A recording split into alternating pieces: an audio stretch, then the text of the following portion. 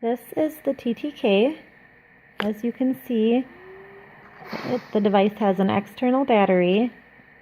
It has 12 buttons, 10 of which are directional buttons, and one is an on-off switch, which is the upper back button, and the one on the very far left is the reset button. The TTK charges by sitting on this charging pad.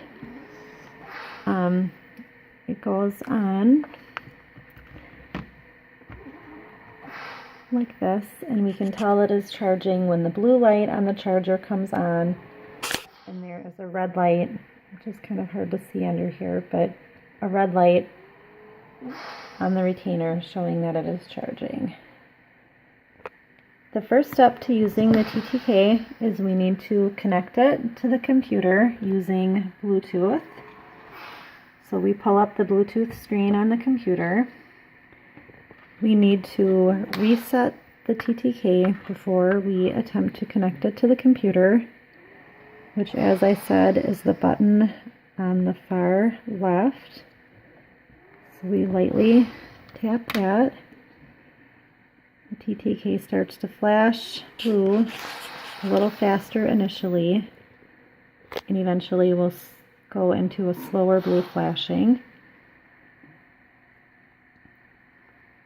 On the computer, we click on Add a Bluetooth device, Bluetooth, and we wait for this specific device to come up, which is the TTK0.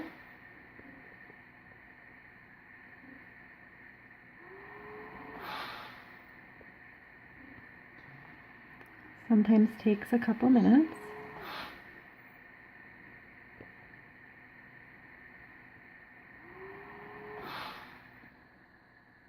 When we see the TTK0 come up, we click on it. It comes up as connected, and then we know that the device is ready to go.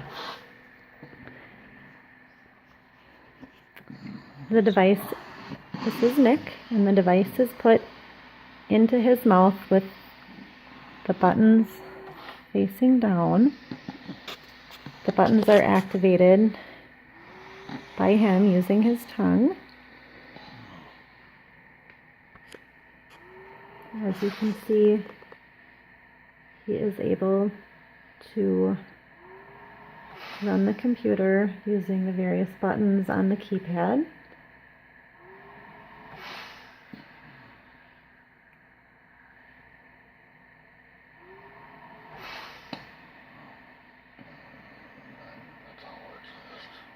And that is how the TTK works.